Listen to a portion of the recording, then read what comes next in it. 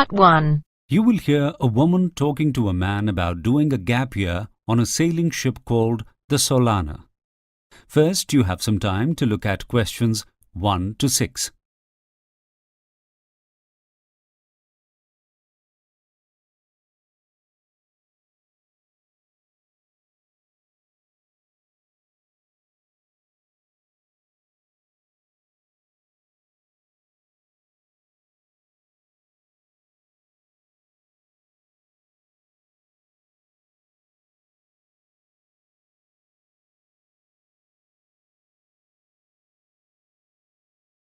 Listen carefully and answer questions 1 to 6.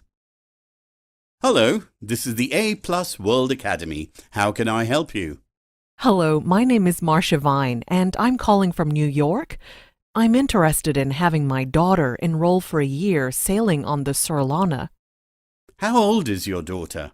Students of the World Academy are between the ages of 16 and 19.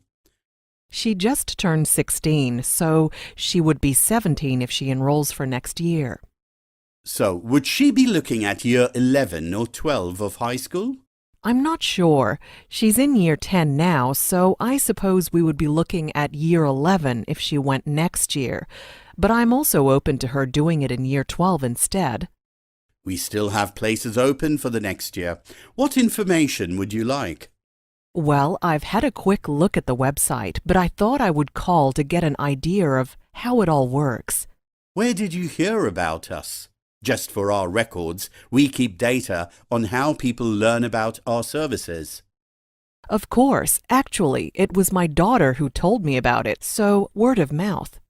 Okay, A+ World Academy is a unique type of boarding school. 60 international students attend high school at sea on the oldest fully rigged sailing ship in the world. The Solana is a 90-year-old Norwegian tall ship. The students learn to sail the ship while they are studying and travel to 20 port cities over the year. Where does it go? The route changes slightly each year, but the Solana sails around Europe in the North Sea and the Mediterranean and across the Atlantic to ports in North and South America. Is your daughter interested in the 1 or 2-year course? I think 2 years at sea might be a bit much. She told me it was just for 1 year. Students can spend the first year on the ship, and if they qualify academically after that, the second year is land-based. In Norway? No. The land-based part of the course has students traveling to 6 countries around the world with place-based learning experience. I think we are probably just looking at 1 year. What are the fees for the school? The Solana Foundation, which owns the school, is not for profit, so fees are kept to a minimum. The cost for 1 year, which includes tuition, accommodation and food, is €60,000. There is a €150 application fee on top of that. Wow, but I suppose it is for a year. Do those costs cover everything? On the website, you can see detailed cost for extras. They are hard to predict because they vary from port to port. But not included in the fee are transfer costs to Norway, travel insurance, visas, the uniform, sailing gear, phone costs, and pocket money. Without the flight to Norway and pocket money, extras are usually around €1,500. Before you hear the rest of the conversation, you have some time to look at questions 7 to 10.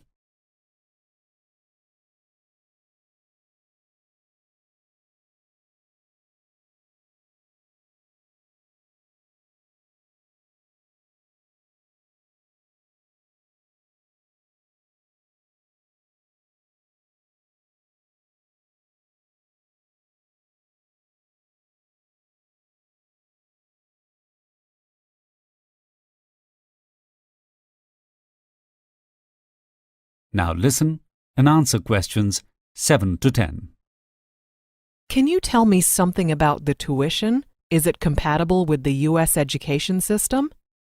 The academic year is from August to June. We offer advanced placement or AP courses. AP has a program developed in the US by the College Board, which offers college-level curricula and examinations to high school students. AP is a globally recognized academic program currently offered in secondary schools in over 100 countries around the world. It's also compatible for students who take their year in the second last year of high school, like your daughter would. Will she spend most of her time working on the ship? When will she have time for lessons? There are between 4 to 6 hours of class each day, like a normal school. Over the course of the year, classroom instruction is for about 900 hours, all taught in English. We usually have around 60 students and 10 teachers, as well as captain and crew. What would she be doing the rest of the time?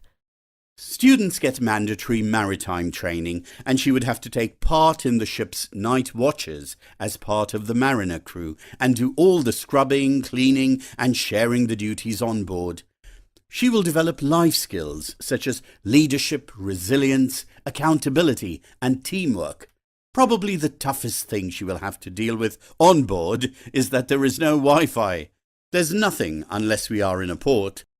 Yes, that will be challenging. Thank you. I'll talk to my daughter and husband and get back to you. That is the end of part 1. You now have half a minute to check your answers.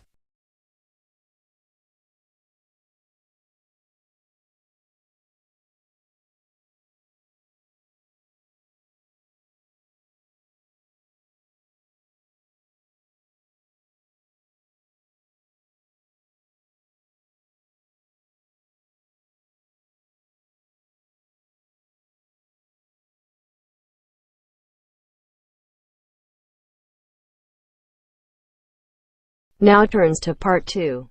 Part 2. You will hear a radio program in which the presenter is interviewing Mark Reynolds, the organizer of a food festival. First, you have some time to look at questions 11 to 15.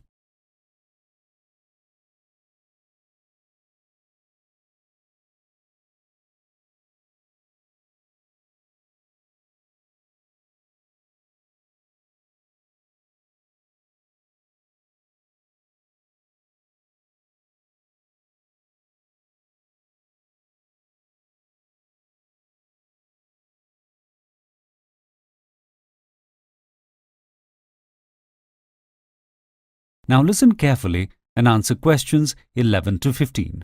Hello, Mark Reynolds. Thank you for coming in today. I hear the street food festival that you organize is on again this year. Fill us in on why this festival is so popular. This will be the 5th year we've held it, and it has just grown in popularity every year. People can come into the city on a warm evening and wander around the different stalls to decide what they want to eat. We have street food from 35 different countries, all cooked instantly before your eyes. It is fresh, fun and delicious. What is there not to love? What happens if it rains? Fingers crossed, that won't happen very often. But if it rains, there will still be a small number of stalls that'll move under the cover of the bandstand. We've decided to do that this year so that people can be sure that they get something to eat if they are making their way into the city, and it's unclear if it's going to be cancelled or not. Last year people saw cloudy skies and didn't make the trip, but in the end, it often didn't rain anyway. When and where does it all start? For reasons of space, we've moved from the main city square this year. It starts next week in Queen Victoria Park, just a few steps from the Queen Vic Underground station. Stalls open at 6:30, so it starts early enough to take your kids along for the evening, and everything closes at midnight. It's on 7 days a week for the whole month. But it's not just city folk who are coming in for the evening. Foodies and chefs from all over the country and even from abroad are having food holidays here, trying out all the different flavors and getting ideas for their own cooking. What's your favorite part of the festival? The smell is just wonderful. It lingers for more than a block from the park, and it just draws you in. Most people like the fact that they can come back night after night and have a different dining experience. With so many stalls and so much choice, it's great for them to know that it's open for a whole month, so they can try as many different cuisines as they want. Before you hear the rest of the conversation, you have some time to look at questions 16 to 20.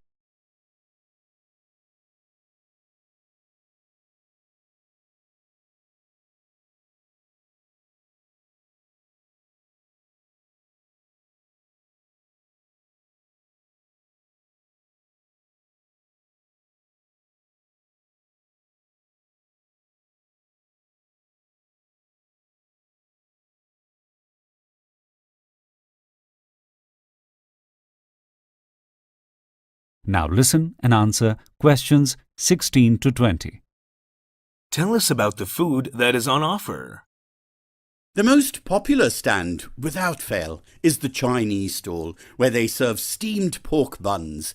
They are a kind of soft, steamed bread with barbecued pork and a sweet sauce. A lot of people have a pork bun as a starter as they are walking around, and then decide on their main meal. I have been told they are very addictive, and may be the reason many people come to the festival night after night. So that everyone is able to enjoy them, this year the stand is adding a vegan version of them. The colourful Mexican stand uses completely fresh ingredients, and all their dishes are made on site. They also have quite a show when a mariachi band arrives and performs every night at around 8 o'clock. It draws quite a crowd. The Spanish paella is always a great show to watch. They make it in an enormous pan as big as a table. You can have a wonderful dish of rice and seafood cooked in the typical Spanish way. They have 3 or 4 pans going at once with different flavours. The Scottish stand has haggis, which is a traditional food made from the innards of a sheep, which might not be to everyone's taste. People who aren't feeling so adventurous with spices and ingredients can have typical British barbecued food, which includes salads and baked potatoes. We are trying to attract people with all tastes. And who knows, people who've never eaten this kind of food before may be completely unable to resist the incredible exotic smells and try something new. The greatest number of the stands are from Asia, the continent that specializes in street food, and we add more and more Asian countries to our lineup every year. We want to encourage as much diversity as possible, so of course there is plenty of food from the Americas, Africa, Europe and Oceania as well. It sounds like the only problem with going to the street food festival is deciding what food to eat. Exactly. That is the end of part 2. You now have half a minute to check your answers.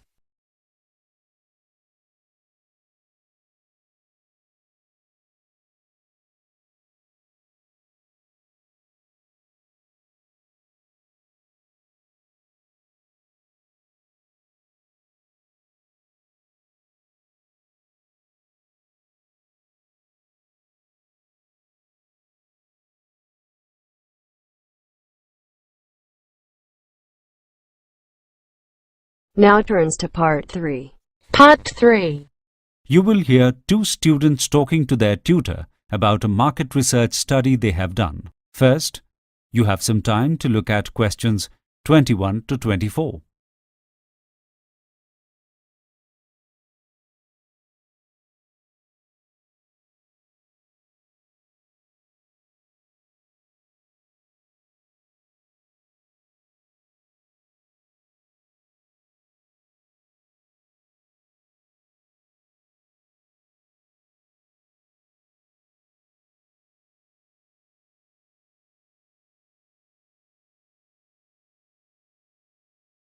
Now listen carefully and answer questions 21 to 24. Now, Andy and Rebecca, the first step of your business project this year is to do market research before you finally decide whether you will take your product to market. Remind me what your product is. It's the flat portable water bottle that doesn't take up too much room in your bag. I thought there were some problems with that. You discovered it wasn't a completely original idea. Yes, though it was our own idea, it seems someone had got to it first. That didn't put us off, though. We just need to establish a point of difference with the company that we are competing with. The bottle that is on the market is made of plastic, though it is BPA-free, but we have had ours made out of borosilicate glass. Like glassware that you cook with and is used in laboratories, it is almost unbreakable. Another point of difference is that the competitor's product can't stand on its end. Our product has a flat, slightly wider bottom that allows for that. Also, our caps are made of aluminum rather than plastic, with the same silicone seal. Like the competition, our bottles are leak-proof. Similarities are that it is virtually the same shape, and the price point is much of a muchness, depending on how many we produce. Ours is slightly heavier though. The main thing we wanted was to have a non-plastic product. Our design is also much smaller, so it's easier to carry in the hand. All right, we don't expect all our student products to be completely original, though, of course, it is easier to sell a product if it has no competition.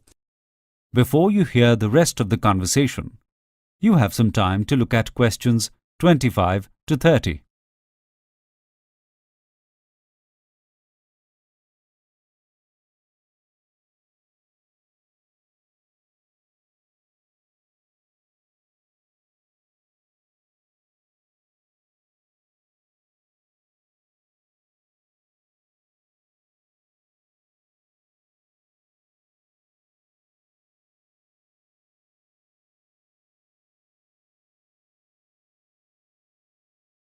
Now listen and answer questions 25 to 30.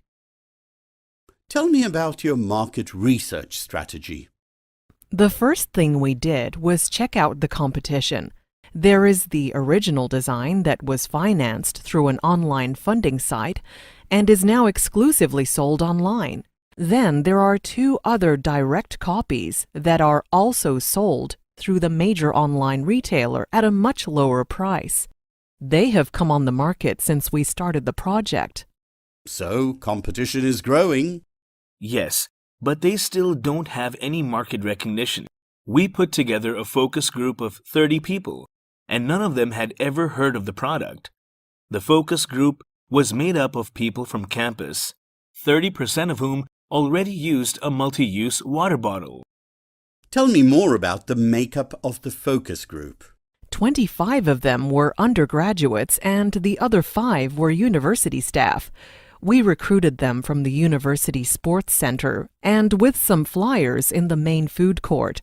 We gave them lunch after the focus session for their trouble. We weren't able to give them all a bottle to keep as we only had 30 samples made, but they were able to fill and use them on the day for testing. We just weren't expecting so many people to come to the group. We chose 10 people from the group to keep their bottles and test them over the next week, and they all reported back to us online. You were very lucky to get a 100% response. It's quite difficult to get that even though it was such a small group. Why didn't you get more samples made? It was a question of budget. We want to save as much money as possible for our promotional campaign. From the responses we got from the original group, we are very positive that people will want to buy it. We put a tickable box on the focus group question form for the subjects to tick if they wanted to be contacted when the product came on the market. All 30 of them ticked the box. You might find it is because people just like ticking boxes. Turning a tick into a sale might not be so easy. Can I see the survey form? So, you gave this to everyone. Okay. You seem to have asked all the right questions. Have you got any data to show me?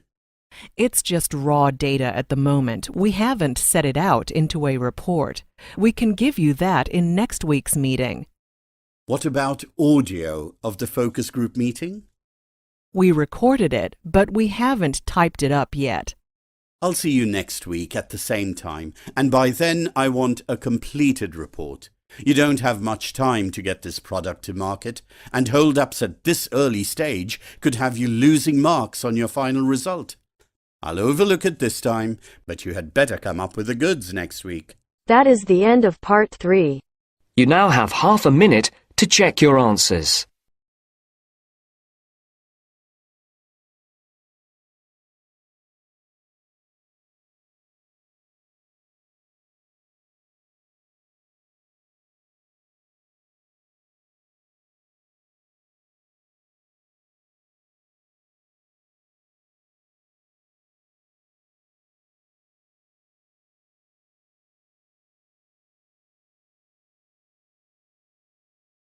Now turns to part 4. Part 4. First, you have some time to look at questions 31 to 40.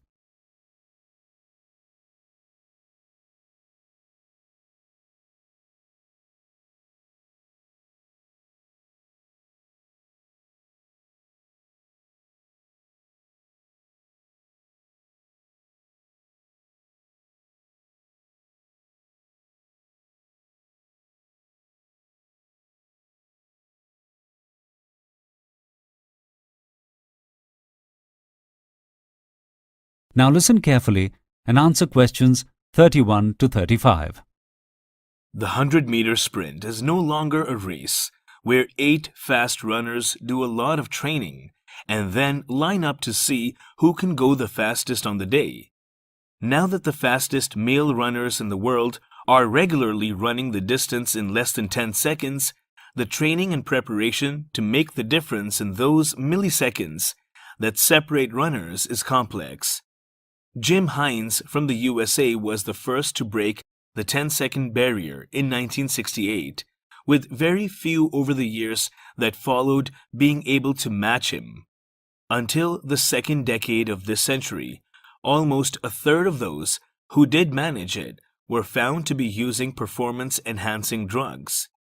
Now 50 people have broken 10 seconds in the last 5 years, but none have been able to match Jamaican Usain Bolt's 2009 record of 9.58 seconds. Will it ever happen? Scientists are still trying to understand how the top runners in the world who manage these incredible speeds are actually able to do it. Longer steps seems like an obvious way to move faster, but to do this, the athlete needs to produce nearly 5 times their body weight in force and touch the ground for just milliseconds. The way very fast sprinters do it is by keeping their leg stiff and pushing it hard into the ground on impact. This can make an enormous difference in sprint speeds, as slower sprinters only use little more than 3 times their body weight when doing the same thing. The problem is that the impact time of the foot is less than 1/10 of a second, and motor skills like this cannot be consciously managed.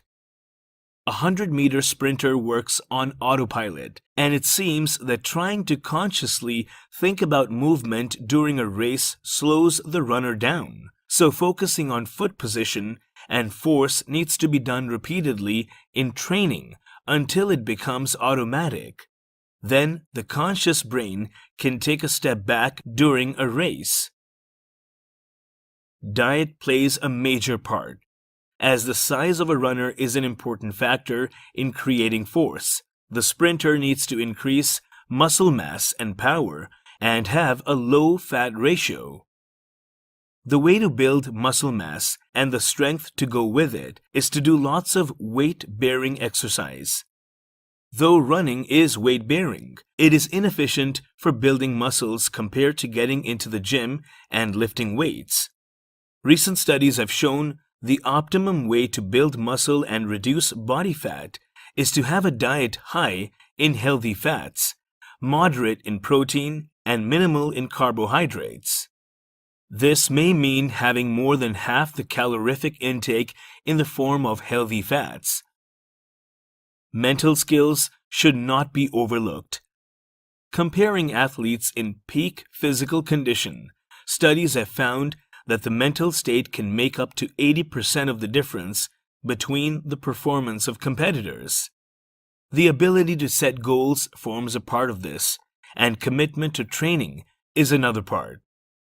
But when it comes to the actual day of the race, there are psychological tools that can be used.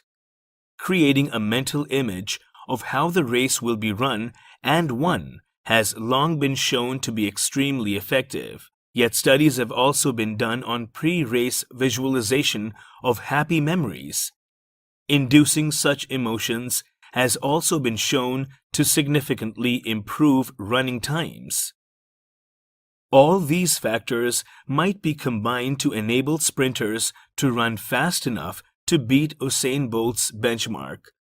He defied many expectations when he did it, but some calculations have shown he might have done even better.